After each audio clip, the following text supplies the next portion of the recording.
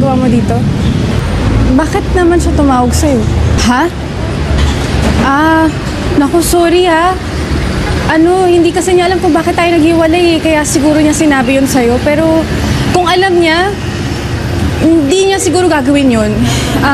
Sorry talaga. Sasabihin ko sa kanya. Pinakawalan kita noon.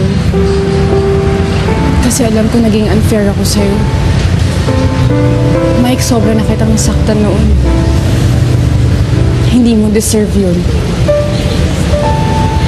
Pero alam mo, may plano ako. Magtatapos ako ng pag-aaral. Maghahanap ako ng matinong trabaho. Mag-aayos na ako ulit. Tapos hahanapin kita. Papakita ko sa'yo na pwede mo na akong pagkatiwalaan ulit, na pwede mo na akong mahalin ulit. Yun lang yun naiisip ko na pwedeng ipakita sa'yo. Nagsisisi ako eh.